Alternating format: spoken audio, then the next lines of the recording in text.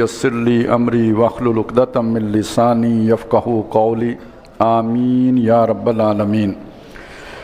अब हम सूरह हुजरात शुरू कर रहे हैं। मैंने शुरू ही में अर्ज़ कर दिया था कि इस्लामी रियासत के रहनुमा इस्लामी रियासत के लिए रहनुमा उसूल जो हैं वो अल्लाह ताला ने इस सूरह मुबारका में हमें दिए हैं। और जिस तरतीब में बात आ रही है, अब देखें कि जो मैंने आपको बताया था कि ज़रा क़यास करें और ये आज की मॉडर्न स्टेट के एतबार से देखें तो मक्के में वो मरकज़ था जो उस ज़माने की रियासत अरब का दारुल हुकूमत आप कह सकते हैं।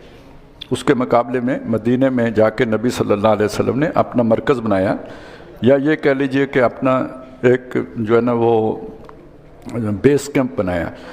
और फिर जब आपको मक्के पे फतह हासिल हो गई, उसके बाद जैसे एक मामला सुलह हुदैबिया के बाद ये हुआ कि नबी सल्लल्लाहु अलैहि वसल्लम ने बैरून मुल्क अरब मुख्तलिफ हुक्मरानों को खतूत लिखे। तो दूसरा मामला ये हुआ कि अब चूँकि एक रियासत की हैसियत तस्लीम हो गई है तो इस रियासत के लिए रहनुमा उसूल भी दे दिए जाएँ। तो वो अल्लाह ताला ने ये रहनुमा उसूल दिए। ये आपको तौरात में नहीं मिलेंगे। सूरह बनी इसराइल में जो हमने पढ़ा था, जो तौरात के 10 अहकामात का खुलासा आया है, वो एक इस्लामी माशरे का नक्शा है, क्योंकि तारीख़ी एतबार से तमद्दुन अभी माशरती सतह पर खड़ा था, रियासती सतह पर पहुंचा ही नहीं था। और ये जो नबी सल्लल्लाहु अलैहि वसल्लम का दौर है, ज़ाहिर है उस ज़माने में एम्पायर्स तो बड़ी बड़ी वजूद में आ चुकी हुई थी, और आगे जो नेशन स्टेट्स ने वजूद में आना था जिस दौर में कि हम हैं, तो कुरान ने तो इस दौर के बारे में भी रहनुमाई देनी थी।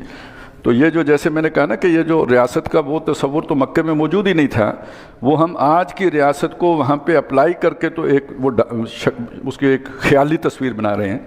इसी तरह समझ लीजिए कि ये जो नेशन स्टेट्स का आज का तस्वुर, असल ये रहनुमाई आज के लिए है। या अय्युहल्लज़ीना आमनू है वो लोगों जो ईमान लाए हो, ला तुक़द्दिमू बैन यदयिल्लाहि व रसूलिही, अल्लाह और उसके रसूल से आगे न बढ़ो।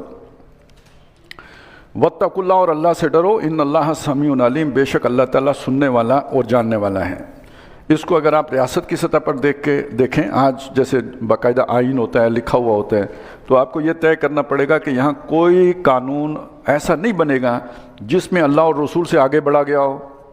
जिसका मतलब यह है कि आपने ये तय कर लिया कि यहाँ कोई कानून कुरान और सुन्नत के ख़िलाफ़ नहीं बनेगा। और ये बात आप जहन में रखें, पूरी दुनिया में सिर्फ एक मुल्क है जिसने अपने आइन में ये दफ़ा लिखी हुई है, और वो हमारा मुल्क है। इससे आप समझें कि ये कितना बुरा लगता होगा उनको कि जो कहते हैं रियासत का कोई मज़हब नहीं होता। आप ज़रा समझें किस दुनिया में रह रहे हैं आप, जिस दुनिया में तय उसूल ये है कि रियासत का कोई मज़हब नहीं होता। वहाँ आप ये दफ़ा लगाते हैं कि कोई कानून कुरान और सुन्नत के ख़िलाफ़ नहीं बनेगा। बाकी जो कुछ कर रहे हैं मैं उसकी बात नहीं कर रहा, लेकिन ये एग्रीमेंट दुनिया को कितना बुरा लगता होगा। खुद ही हम एक बात करते हैं ना जी कि ये आइन तागूत है, ख़त्म करो। ये तो तमाम दुश्मन ताकतें, शैतानी ताकतों की भी यही ख्वाहिश है कि ये ख़त्म होना चाहिए।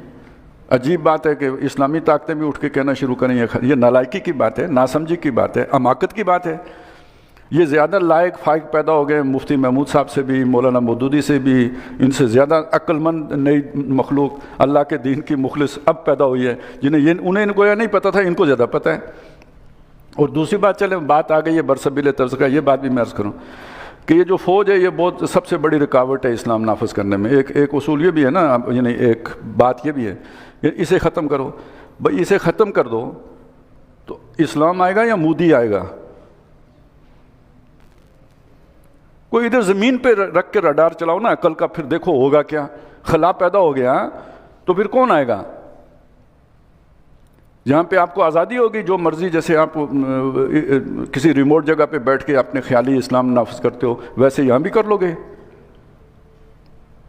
आपको पता ही नहीं हिंदुस्तान में हो क्या रहा है। ये हमारा ज़राए इब्लाग बताते भी नहीं है। मुसलमानों का नातका बंद है, फ़लस्तीन से ज़्यादा बुरी सूरत हाल है, कारोबार उनके सुकेड़े जा रहे हैं, समाजी तौर पर उन्हें शूद्र बनाया जा रहा है। अभी जो इस दफ़ा वहाँ पे हुआ है ये त्यौहार, जो पिछले दिनों क्या था पता नहीं, होली थी, तो मस्जिदों पे तरपाल डाले गए हैं। कोई बोला इंसानी हुकूक? कोई बोला? कोई नहीं बोलता। ना हिंदुस्तान के मीडिया में आता है, ना यहाँ का कोई जो हक परस्त या इंसानी हुकूक का चैम्पियन कोई बोलता है, कोई नहीं बोलता। ये हो रहा है वहाँ पे बाकायदा हुकूमत की सतह पर कानून बनते हैं اور عوامی سطح پر پراپیگنڈا مہم چلتی ہے، جیسے سوشل میڈیا پہ یہاں فالس پراپیگنڈے ہوتے ہیں، وہاں مسلمانوں کے خلاف سارے ہوتے ہیں. مسلمانوں کے ہوٹل بند کرا دیے گئے ہیں، ان کے سلاٹر ہاؤسز بند کرا دیے گئے، معاشی ناطقہ جو ہے نا بند کر دیا گیا مسلمانوں کا. اور کوئی دن کی بات ہے کہ وہاں مسلمانوں کو انہوں نے غلام بنانا ہے، غلام جن کے کوئی حقوق نہیں ہوتے، کوئی ملکیت کا حق نہیں رکھتے، کوئی وہ آزادی کا حق نہیں رکھتے، جینے کا حق نہیں رکھتے، بس خدمت کے لیے جنہیں چاہیں گے رکھیں گے، باقی جو ماریں بے شک ماریں، ان کے لیے غلام کی حیثیت رکھیں. جیسے برما میں ہوا، یہاں پہنچ چکا ہے. تو اگر کوئی ڈر ہے تو کس کا ہوگا؟ ان کو آپ خود اپنے ہاتھ سے اگر پاکستان توڑ دیتے ہیں تو پھر نتیجہ ادھر بھی وہی کچھ ہوگا جو کچھ وہاں ہو رہا ہے. تو اسلام نہیں آئے گا، مودی آئے گا. میں پھر عرض کر رہا ہوں، اس کے نتیجے میں بھی یہ ہوگا اور اس کے نتیجے میں یہ آئین ختم کرنا. اس ملک میں سب سے زیادہ کس کی خواہش ہے؟ اس آئین کے اندر یہ اسلامی دفعہ بھی ہے. اس آئین کے اندر یہ دفعہ بھی ہے کہ یہاں نبی صلی اللہ علیہ وسلم کی توہین ہوگی تو اسے سزائے موت ہوگی. خود آپ کے لبرلز کو اس کی کتنی تکلیف ہے. تو اس کا کوئی بندہ تھوڑی سی مطلب عقل کو ہاتھ مار لیتا ہے کہ بھئی جیسا اس دور میں اتنا کچھ بھی بہت ہے، تو مت آگے بڑھو اللہ اور اس کے رسول سے، اللہ سے ڈرو. ان اللہ سمیع علیم. ہاں کوشش یہ کرنی چاہیے، اس پہ عمل درآمد ہو. کوشش یہ کرنی چاہیے کہ اس کے مطابق اسمبلی جو ہے نا وہ پرفارم کرے. جو اسلامی نظریاتی کونسل سفارشات بھیجتی ہے ان پر غور و فکر ہو اسمبلی میں بیٹھ کے. یہ مطالبے کرنے چاہیے بجائے اس کے کہ بھئی وہ جس شاخ پہ آشیانہ ہے اسی کو گرا دو. یا ایھا الذین، ویسے بھی ایک بات اور بھی عرض کر دوں، چلے اب وہ جو کچھ بھی ہے، یہ مذہبی لوگوں کی حکومت سے یہ جو ہیں نا یہ پھر رحم ہیں ہمارے لیے. کوئی کہے ایک طرح کا آ گیا تو وہ قتل کا فتویٰ دے دے گا جو 20 تراویحیں پڑھے. دوسرا آ گیا تو اس نے کہنا جو 8 پڑھے وہ واجب القتل ہے. تو پھر سواد آئے گا اس اسلام کا؟ اس سے یہی ٹھیک ہے. ہم جس اسلام کی بات کریں وہ عادلانہ نظام ہے. یہ مذہبی معاملات میں اتنی جو ہے نا وہ ایکسٹریمزم پہ جانا یہ اسلام کے لیے نقصان دہ ہے. اس کو واقعی ریاستی سطح پہ ڈیل نہیں کرنا چاہیے.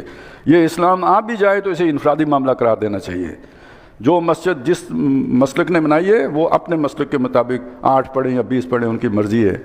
وہ جو جس طریقے سے پڑھیں جو ان کے مسلک میں ہے. اور اسی طرح کوئی نکاح طلاق کے معاملات ہیں وہ پہلے نکاح کے دن رجسٹر کر لیں آپ کہ کون سی فقہ اسے ڈیل کرے گی، اس کے مطابق فیصلے ہوں. سماجی سیاسی معاشی نظام یہ کسی فقہ کے مطابق نہیں ہوگا، یہ قرآن و سنت کے مطابق ہوگا. اتنی ساری باتیں اور یہی آپ نے طے کیا ہے. یہاں کوئی قانون قرآن و سنت کے خلاف نہیں بنے گا. یا ایھا الذین آمنوا لا تقدموا بین یدی اللہ ورسولہ واتقوا اللہ ان اللہ سمیع علیم. پہلی بات تو یہ ہو گئی، یہ اصولی رہنمائی دے دی گئی. یعنی اللہ کو بادشاہ مانا ہے وہ تو امریکی بھی مانتے ہیں، لیکن اس بادشاہی کی قانونی صورت یہ بنے گی کہ یہاں کوئی قانون قرآن و سنت کے خلاف نہیں بنے گا. بادشاہ وہ ہے تو کوئی اور بادشاہی نہیں کر سکتا. اگلی بات، ہر ریاست کو بہرحال ایک جو ہے نا وہ بھی چاہیے ہوتا ہے، جسے کہتے ہیں پیار محبت والی کوئی شخصیت بھی چاہیے، یا کوئی چیز چاہیے ہوتی ہے جس کی وجہ سے ان کے درمیان ایکا ہوتا ہے. اس کے لیے عام طور پہ قومیت کے جذبے کو ابارا جاتا ہے، یا کوئی شخصیات کھڑی کی جاتی ہیں، بت تراشا جاتا ہے. اس لیے اقبال نے کہا تھا نا، ان تازہ خداؤں میں بڑا سب سے وطن ہے، جو پیرہن اس کا ہے وہ مذہب کا کفن ہے. مسلمانوں کے درمیان محبت کا یوں سمجھیے اینکر کون ہے، وہ جو باندھ کے رکھتا ہے جس چیز کے ساتھ، محبت کے ساتھ، وہ محمد الرسول اللہ صلی اللہ علیہ وسلم کی شخصیت ہے. آپ کی محبت ہے جو تمام مسلمانوں میں ایک رنگ پیدا کر دے، یونیفارمٹی لے آئے گی. اس کے لیے کوئی قانون سازی کرنے کی ضرورت نہیں پڑے گی. جو حضور سے محبت کرتا ہوگا، ان کے طریقے پہ چلتا ہوگا تو وہ سارے ایک جیسے ہو جائیں گے. کالا ہو، سفید ہو، افریقن ہو، ایشیائی ہو، وہ داڑھی رکھے گا، وہ جو ہے نا نبی صلی اللہ علیہ وسلم کے طریقے کے مطابق لباس پہنے گا، اٹھنا بیٹھنا کھانا پینا وضع قطع سب ایک جیسے ہو گئے. تو اب اگلی بات وہ ہے جو سامنے آئی ہے. یا ایھا الذین آمنوا، ہے وہ لوگ جو ایمان لائے ہو، لا ترفعوا اصواتکم فوق صوت النبی، نبی صلی اللہ علیہ وسلم کی آواز پر اپنی آواز بھی بلند نہ کرو. یعنی ان کی محفل میں بیٹھے ہو، جو ظاہر ہے ہم تو نہیں بیٹھے، جو صحابہ ہیں ان کو یہ بات کہی جا رہی ہے، تو آپ کی آواز ان سے اونچی نہیں ہونی چاہیے. وہ جو پیچھے ہے نا سبحوا وتعظروہ وتوقروہ، وہ توقیر و تعظیم کا تقاضا کیا ہے؟ آواز بلند نہیں کرنی ہے، ان سے نیچے پست رکھنی ہے.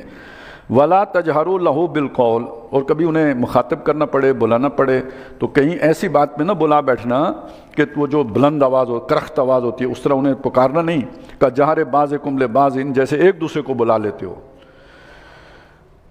اس کا نتیجہ یہ نکل سکتا ہے کہ ان تخبط اعمالکم، کہ تمہارے سارے اعمال ضائع ہو جائیں، کیے کرائے پہ پانی پھر جائے، تو انتم لا تشعرون، اور تمہیں پتہ بھی نہ ہو۔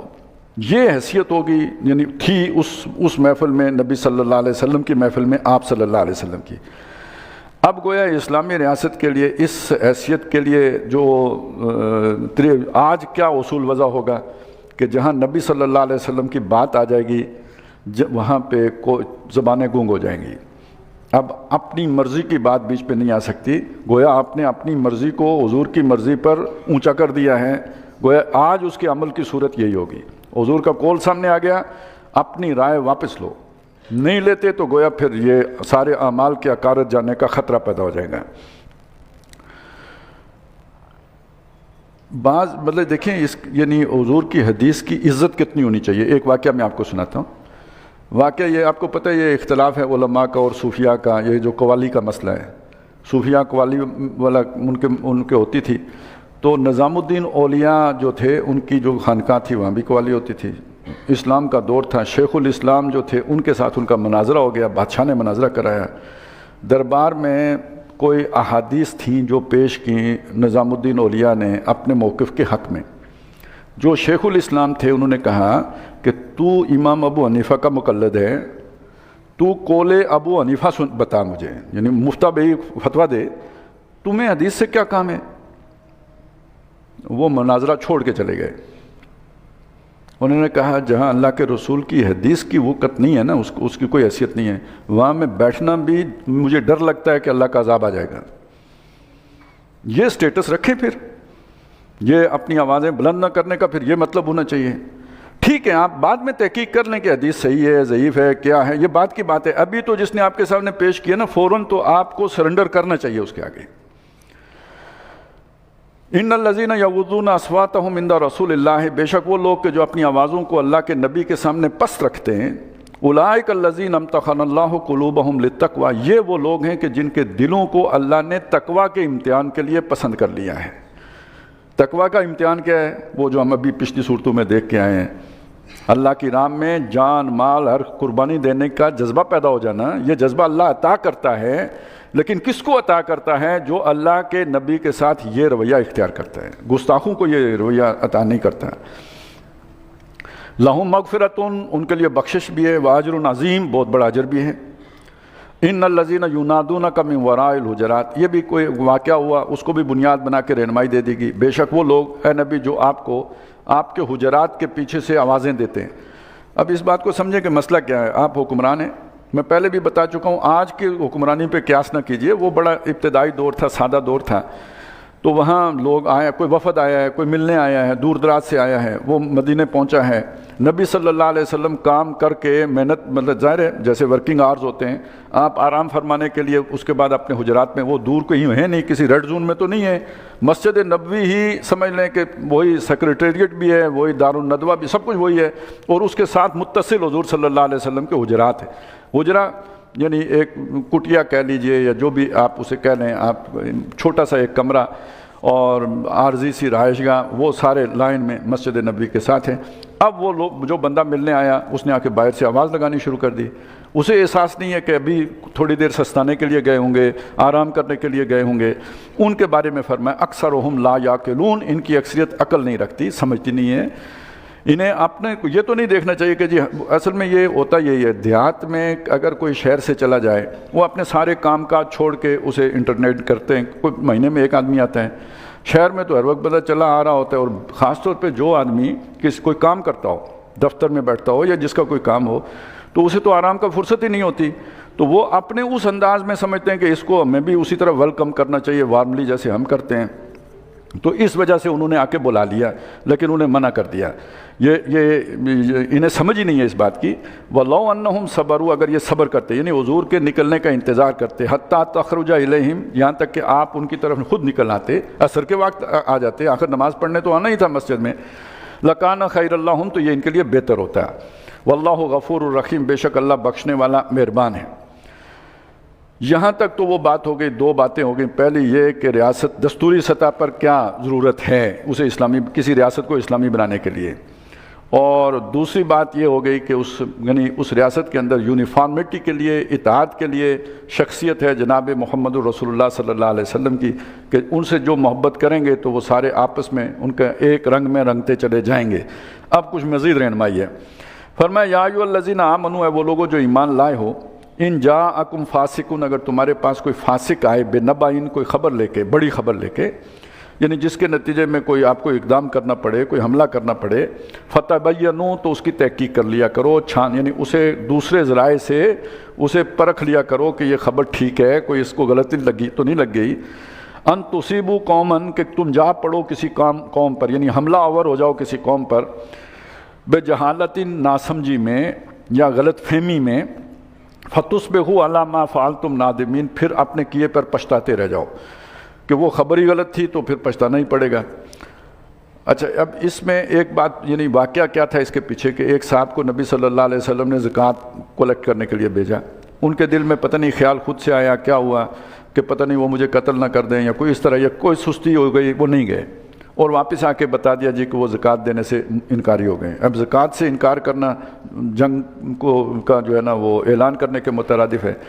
تو اتنے میں تیاری ہو ہی رہی تھی یا سوچا جا رہا تھا، مشورہ ہو رہا تھا، تو وہ اپنا بندہ انہوں نے بھیج دیا، زکوٰۃ لے کے پہنچ گیا، تو پتہ چلا یہ صاحب گئے ہی نہیں تھے۔ تو اس کے نتیجے میں اللہ تعالیٰ نے یہ رہنمائی دے دی کہ اس طرح کا اقدام کرنے سے پہلے، یعنی موٹی بات ہوگی نا کہ کوئی خبر آپ تک پہنچی، آج کے دور میں آپ کسی کو بھی متقی نہیں کہہ سکتے، خبر کے معاملے میں آپ کسی کو بھی متقی نہیں کہیں گے۔ خبر آپ تک پہنچی، آپ نے لازماً دوسرے ذرائع سے اس کی تصدیق کرنی ہے کہ یہ خبر ٹھیک ہے یا نہیں ہے۔ اب کون فیصلہ کرے گا کون فاسق ہے اور کون متقی ہے؟ لہٰذا یہ پکا اصول بنا لیں کہ خبر کی دوسرے ذرائع سے تصدیق، خاص طور پہ اتنا بڑا قدم اٹھانا ہو تو صرف اپنے خفیہ ایجنسی کے اوپر جو ہے نا آپ قناعت کر کے نہ کریں، پتہ نہیں کیا کھیل کھیلا جا رہا ہوگا۔ وہ کسی نے صدام حسین کو بھی خبر پہنچائی تھی، وہ کویت میں گھس گیا، اور پھر اس کے بعد ابھی تک جو ہے نا اونٹ اندر ہے، بدو سارے باہر ہیں۔ تو اس لیے کوئی بھی اتنا بڑا قدم اٹھانے سے پہلے اس کا سارا پورا جائزہ لینا ضروری ہے۔ اور آج جو ہمارے ساتھ ہو رہے ہیں، جو وہ فیک نیوز کا جو بازار گرم ہے، اور اس سے جو وہ پھیلتی ہے، جو ایک سراسمیگی پھیلتی ہے اور افراتفری پھیلتی ہے، تو یہ گویا اور بھی زیادہ جو ہے نا اس معاملے میں تمام مسلمانوں کو ہر سنی سنائی بات نہ آگے پھیلانی چاہیے، نہ پورا یقین کرنا چاہیے۔ وَاعْلَمُوا أَنَّ فِيكُمْ رَسُولَ اللَّهِ، جان لو کہ تمہارے درمیان اللہ کے رسول ہیں۔ لَوْ يُطِيعُكُمْ فِي كَثِيرٍ مِّنَ الْأَمْرِ، اگر اکثر معاملات میں وہ تمہاری اطاعت کریں، لَعَنِتُّمْ، تم مشکل میں پڑ جاؤ۔ وہ رحمت للعالمین ہیں، وہ جو تمہارے لیے فیصلے کرتے ہیں اس میں تمہارے لیے فائدہ ہوتا ہے۔ تم جوش و جذبے میں کوئی ایسا کام کرا بیٹھو گے، الٹا اپنا نقصان ہو جائے گا، جس کی ایک بہت بڑی مثال غزوہ احد ہے کہ نبی صلی اللہ علیہ وسلم مدینے میں میسور ہو کے جنگ کرنا چاہ رہے تھے۔ جوشیلے صحابہ کے کہنے پر آپ جو ہے نا ان کی یعنی شوق کو دیکھ کر میدان میں گئے، اور اس کا نتیجہ جو ہے وہ صحیح نہیں نکلا۔ تو اس لیے گویا وہ ایک ہوتا ہے نا جسے کہتے ہیں کہ اکثریت کا معاملہ نہیں ہے، ایک ایموشنل جو ہے نا وہ بھی ایک جبر ہوتا ہے نا، آپ دوسرے کے جذبات کا خیال، تو اپنے جذبات بھی قابو میں رکھو ان کے سامنے۔ وَلَٰكِنَّ اللَّهَ حَبَّبَ إِلَيْكُمُ الْإِيمَانَ، تم سب کی یہ کیفیت نہیں ہے، لیکن اگر کسی کی ہو تو اصلاح کے لیے اللہ بتا رہا ہے۔ اصلی بات کیا ہے؟ لیکن یہ صورت تمہاری نہیں، بلکہ اللہ نے ایمان کو کی محبت کو تمہارے دلوں میں ڈال دیا ہے۔ وَزَيَّنَهُ فِي قُلُوبِكُمْ، بلکہ اسے تمہارے دل کی زینت بنا دیا ہے، کھبا دیا ہے، پرو دیا ہے تمہارے دلوں میں۔ وَكَرَّهَ إِلَيْكُمُ الْكُفْرَ وَالْفُسُوقَ وَالْعِصْيَانَ، اور تمہارے لیے ناپسندیدہ بنا دیا ہے کفر کو، گناہ کو، اور رسول کی نافرمانی کرنے کو۔ تمہیں بہت برا لگتا ہے ایسا کوئی بھی کام کرنا، اور بہت اچھا لگتا ہے نیکی کے کام کرنا، تو یہ اللہ تعالیٰ نے تمہارے دل کے اندر گویا یہ روشنی ڈال دی ہے، یہ فرقان پیدا کر دی ہے۔ اور جس کے دل میں ایسی فرقان اللہ ڈال دے، اولئک ھم الراشدون، وہی تو راشد ہیں، وہی تو ہدایت پر گامزن ہیں، جن کو اللہ تعالیٰ نے نیک رستہ گویا ان کے دل میں ڈال دیا ہے، پروگرامنگ میں شامل کر دیا ہے۔ فضلا من اللہ و نعمہ، یہ اللہ کا فضل بھی ہے اور اس کی نعمت بھی ہے۔ واللہ علیم حکیم، اور اللہ بہت علم والا، حکمت والا ہے۔ وَإِن، اب اگلی بات آ گئی، مسلمانوں کے اندر کوئی پھوٹ پڑ جائے، ظاہرہ قبائلی نظام تھا، کوئی بھی قبیلہ کسی بھی وقت جو ہے نا وہ بدک سکتا ہے، وہ کوئی کسی ناراضگی میں ایک دوسرے میں آپس میں لڑائی ہو سکتی، دونوں مسلمان قبیلے ہیں، کسی بات پہ لڑائی ہو سکتی ہے، تو اب اس میں کیا کریں؟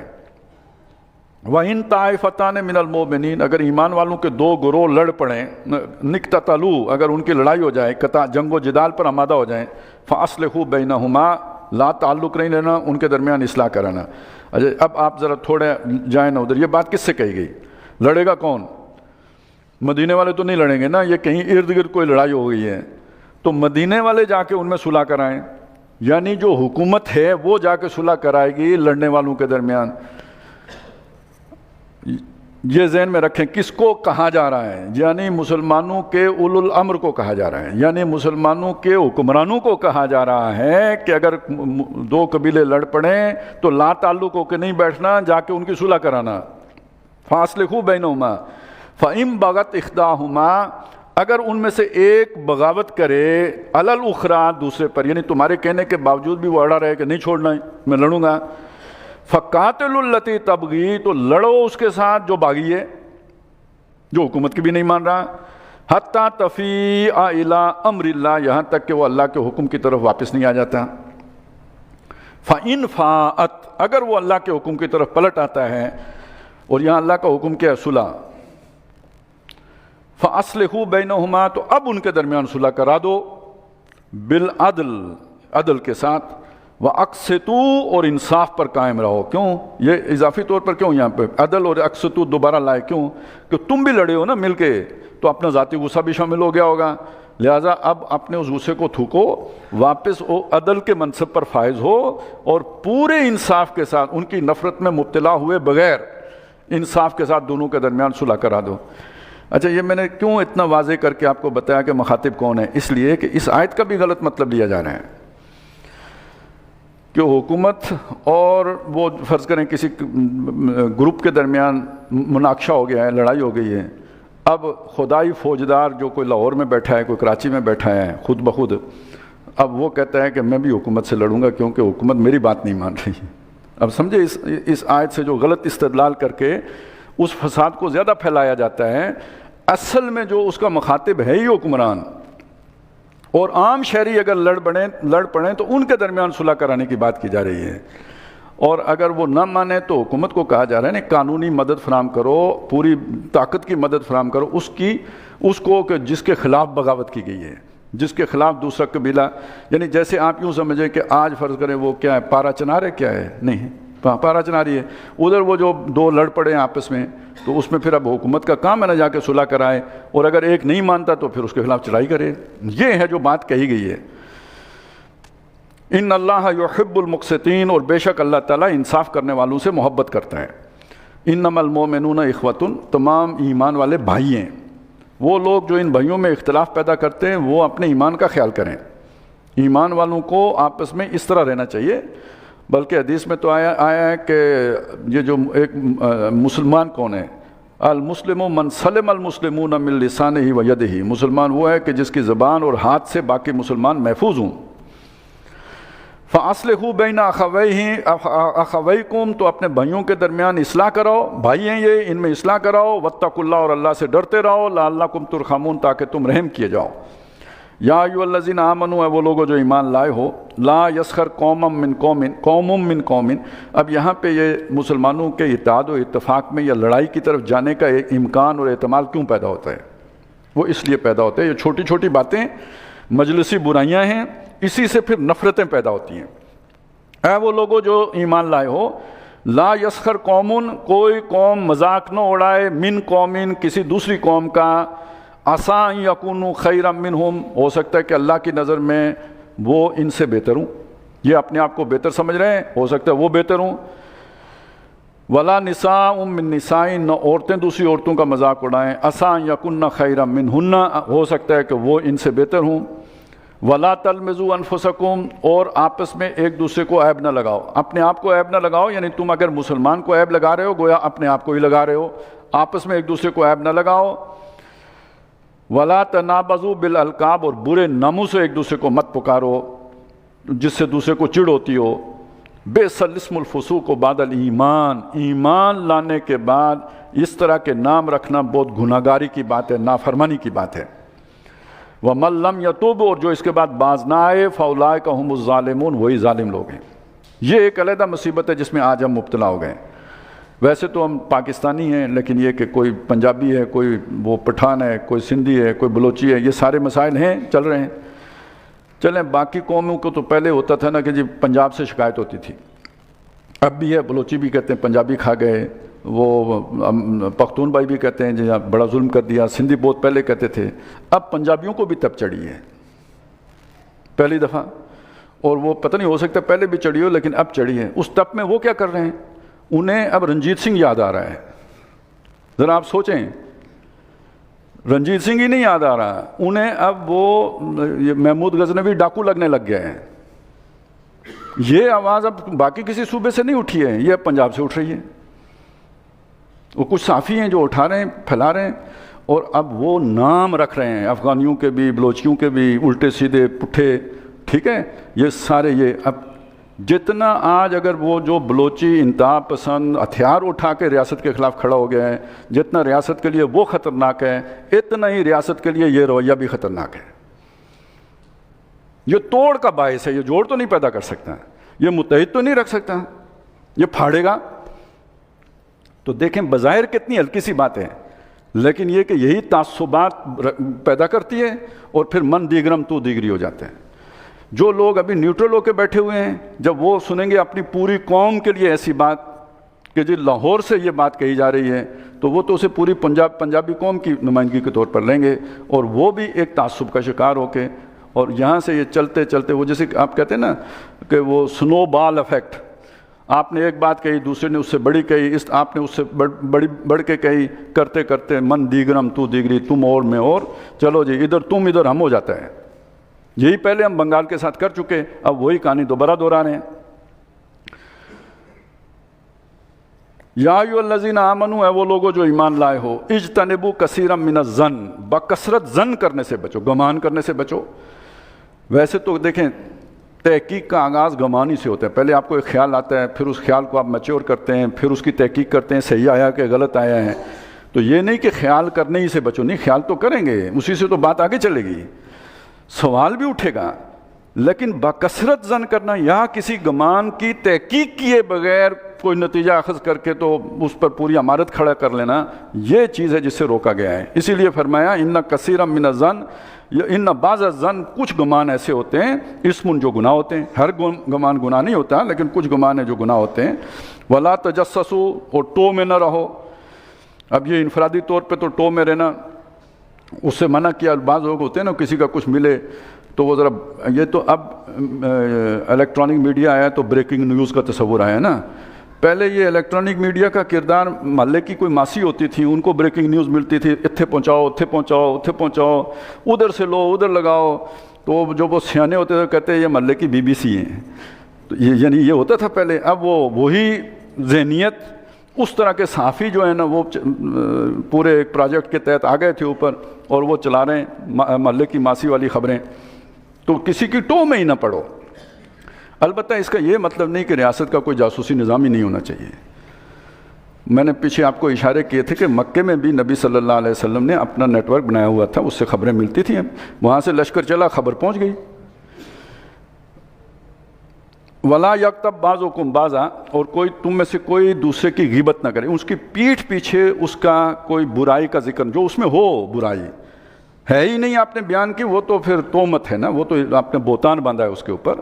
اس میں کوئی خرابی ہے، کوئی کمی ہے، کوئی برائی ہے، وہ آپ نے اس کی پیٹھ کے پیچھے بیان کیا، وہ غیبت ہے۔ اور غیبت مردہ بھائی کا گوشت کھانا کہا گیا، وجہ کیا ہے بھائی؟ جو شے آپ کو برائی نظر آ رہی ہے اس کا کیا مسئلہ ہے آپ نہیں جانتے۔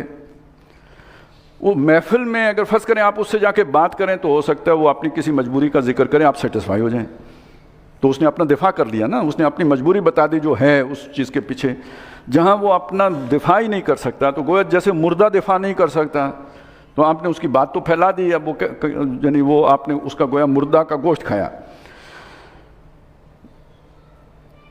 अयुहिब्बु अहदकुम, क्या तुम में से कोई पसंद करेगा अन याकुल लख्मा अखी, कि वो अपने भाई का गोश्त खाए मैतन, जबकि वो मुर्दा हो, का फ़करे तुम, तो ये बात तुम्हें बहुत बुरी लगी है।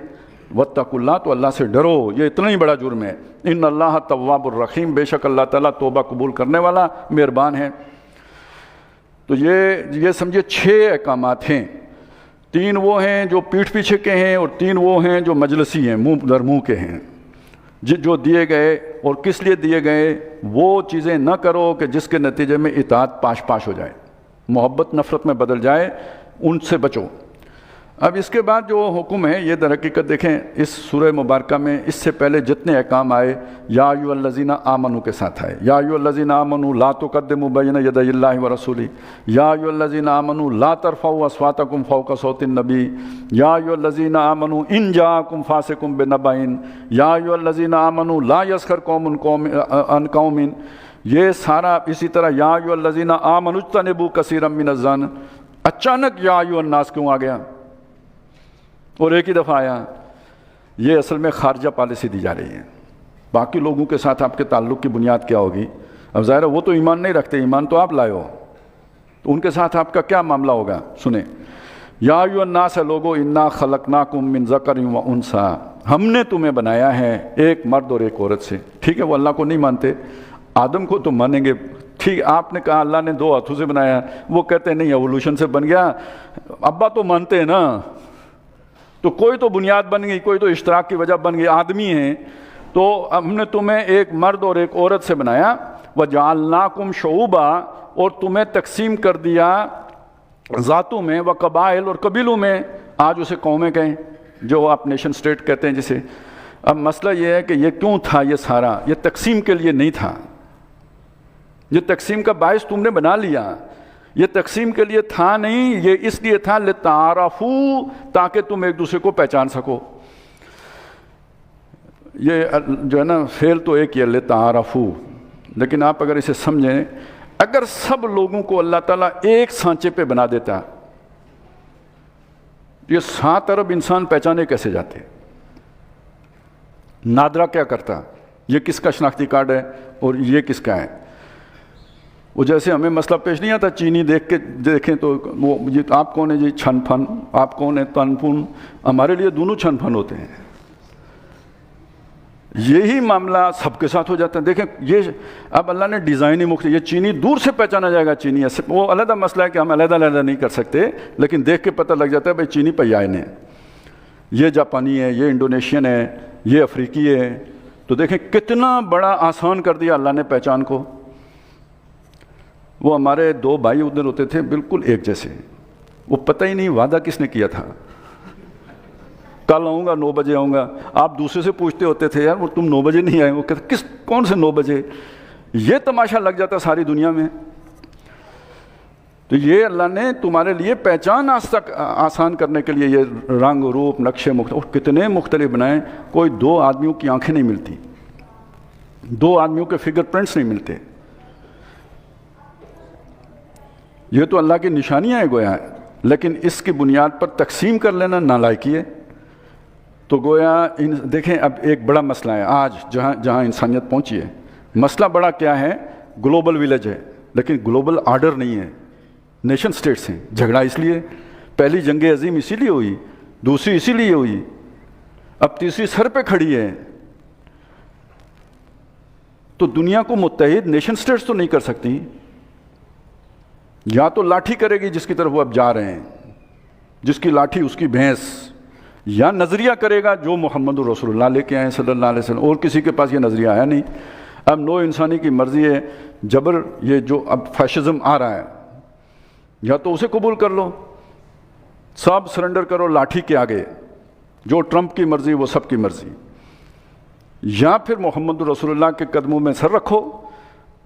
जो अल्लाह ताला ने जो बुनियाद बताई है तौहीद की बुनियाद पर और वहदत आदम की बुनियाद पर, सब एक कौम बन जाओ। और ये जो तारुफ का ज़रिया है इसको तकसीम और तमीज़ का ज़रिया ना बनाओ। इन अक्रमकुम इंदल्लाहि अतकाकुम, बाकी अल्लाह की नज़र में तुम में सबसे जो इज़्ज़त के लायक है वो है जो तुम में सबसे ज़्यादा मुत्तकी हैं। लेकिन दुनिया में मुत्तकी को ज़्यादा इजाफी हुकूक नहीं मिलते, अल्लाह के यहाँ मिलेंगे, जन्नत में दर्जा ऊंचा होगा। यहाँ सब बराबर हैं, तमाम मुसलमान, अल मुस्लिम व कुफ़िल कुल्ल मुस्लिम, हर मुसलमान दूसरे मुसलमान के बराबर हुकूक कहाँ मिले। इन अल्लाह अलीमुन खबीर, बेशक अल्लाह ताला जानता भी है, बाखबर भी है। कालतिल आराब आमन्ना, अब ये एक और मसला है, शहरियत का मसला है। अभी मैंने कहा ना किसी की तकवा का किसी को तो नहीं पता लगता, तो एक इस्लामी रियासत के अंदर शहरियत की बुनियाद कल्बी ईमान को बनाएंगे या कौली ईमान को बनाएंगे। कल्बी को बनाएं तो नापेंगे कैसे, मालूम कैसे करेंगे। लिहाजा दुनिया में इस्लाम की बुनियाद कौल के ऊपर होगी, ना कि उस तकवा या दिल वाले ईमान के ऊपर। ये मजमून है जो इस सूरत के उमूद में सामने आ रहा है। ये बद्दू कहते हैं हम ईमान लाए, कुल लम तो मैनू, ए नबी आप इनसे फरमा दीजिए तुम लोग हरगिज़ ईमान नहीं लाए हो, वलाकिन कुलू असलम ना, लेकिन तुम कह सकते हो हमने इस्लाम कबूल किया है। इसका मतलब ये हुआ कि ईमान और शय है, इस्लाम और शय है। ये एक अलग मतलब ज़िमनी बात हो गई, आप ये नुक्ता ज़हन में रख लें। इस्लाम और शय होती है, ईमान और चीज़ होती है। वो जो हमारे तबलीगी भाई कहते हैं कि जी हमारा इस्लाम ज़बान पर तो है, हलक से नीचे नहीं उतरा है, तो ये फ़र्क तो होता है, बिल्कुल होता है। लेकिन कानून की नज़र में जिसने कलमा पढ़ लिया वो मुसलमान है, वो कानून दिल को नहीं देखेगा। वलम्मा यदखुल ईमान फ़ी कुलूबिकुम, और अभी ईमान तुम्हारे दिलों में नहीं दाखिल हुआ है, कौल में है, दिल में नहीं है। वइन तुतीउल्लाह व रसूलहू, अगर तुम अल्लाह और रसूल की इताअत करोगे, ला यलिदकुम मिन अमालिकुम शैया, तो अल्लाह ताला तुम्हारे अमाल में से किसी शय को कम नहीं करेगा। ये बाज़ लोगों को यहाँ गलतफहमी होती है कि ये मुनाफिकीन का जिक्र है। देखें, मुनाफिक का कोई अमल कबूल नहीं होता। यहाँ अल्लाह फरमा रहे हैं कि अगर तुम इताअत करोगे, एक तरफ फरमा रहे हैं दिल में ईमान दाखिल नहीं हुआ, दूसरी तरफ फरमा रहे हैं अगर इताअत करोगे तो तुम्हारा नुकसान नहीं होगा, कबूल होगा। तो इसका मतलब ये मुनाफिक नहीं है, ये एक कैफियत ऐसे समझ लें। मुनाफिक वो हुआ कि जो ईमान लाया, उसके बाद किसी रद्द-ए-अमल का शिकार होकर वो अंदर से अब मुखालिफ हो गया है, दिल से मुखालिफ हो गया है। उस मुखालफत को ज़बान पे नहीं लाता, उसे अपनी चिकनी चुपड़ी बातों में लपेट के रखता है, ज़ाहिर नहीं होने देता, ये मुनाफिक है। काफिर कौन सा है? जो ईमान ही नहीं लाया। और ये जो जिसका जिक्र हो रहा है ये कौन है? ये वो है जो ईमान लाया, जिसे ये पता ही नहीं था कि इसे दिल में भी लेके जाना है। इस्लाम की दुश्मनी भी उसके दिल में नहीं है, लेकिन इस्लाम के लिए जिस जज्बे की ज़रूरत होती है, जिस मोटिवेशन की ज़रूरत, वो भी नहीं है। कुर्बानी के लिए जिस मादे की ज़रूरत होती है वो भी नहीं है, लेकिन इस्लाम की मुखालफत का जज्बा भी नहीं है। ये उसका जिक्र हो रहा है। उसे ये कहा गया कि अगर तुम कामिल इताअत करोगे तो इस तुम्हारे दिल में उस इताअत के नतीजे में ईमान दाखिल हो जाएगा। अमल करने के नतीजे में ईमान नहीं आएगा, आएगा, वो दाखिल अभी नहीं है, लेकिन अगर इताअत करते रहोगे पक्की ईमान दाखिल हो जाएगा। नमाज के ज़रिए से होगा, रोज़े के ज़रिए से होगा, आज के ज़रिए से होगा, अल्लाह के अहकामात की तामील के ज़रिए से होगा, आप कह लें चिल्ला लगाने से भी होगा। होता है, लोगों को फ़र्क पड़ता है। आखिर बशीरा चर्च छोड़ देता है, वहीं छोड़ देता है, बड़े बड़ों से नहीं छुटती नहीं, ये काफिर मुंह से लगी हुई, लेकिन बशीर छोड़ देता है। वो अलग बात है, बाद में इतना जलील होता है जितना पीते हुए नहीं होता था, लेकिन यह कि बहरहाल छुट तो गई, तो ईमान पैदा हुआ तो छुटी। लिहाजा इस अमल के नतीजे में भी ईमान पैदा होता है। इन अल्लाह गफूरुर रहीम, और ये अल्लाह का बख्शना और मेहरबानी है कि उसने इस ईमान के लिए बहुत जो है ना गुंजाइश रखी है। इसमें हमारे लिए खुशखबरी, मैंने ज़्यादा जोर दे के समझाया इसलिए है कि देखें, आज जो मुसलमान हैं इनके बारे में एक तरफ आप ये मानने पे मजबूर होंगे कि भाई ये नस्ली वरासत में मिला हुआ इस्लाम है, दिल में तो दाखिल नहीं हुआ, हमारा तजर्बा नज़र आता है। लेकिन दूसरी तरफ आप ये नहीं कह सकते कि ये यहूदियों की तरह इस्लाम के दुश्मन हैं, मुनाफिकों की तरह इनके दिलों में इस्लाम की नफ़रत है, ये नहीं कह सकते। ये गया गुजरा मुसलमान भी उठ के नबी सल्लल्लाहु अलैहि वसल्लम के लिए जान दे देता है, ये हो रहा है ना। तो इसका मतलब है दिल में इस्लाम की मुखालफत नहीं, नबी की मुखालफत नहीं, अल्लाह की मुखालफत नहीं, बस कमज़ोरी है। तो ये जो इस तरह की कैफियत है आज अक्सरियत तो ऐसे मुसलमानों की है, तो उनके लिए अल्लाह ने गुंजाइश रखी है कि अगर कामिल तौर पर इताअत करोगे तो अल्लाह ताला तुम्हारे दिल को ईमान से मुनव्वर कर देगा।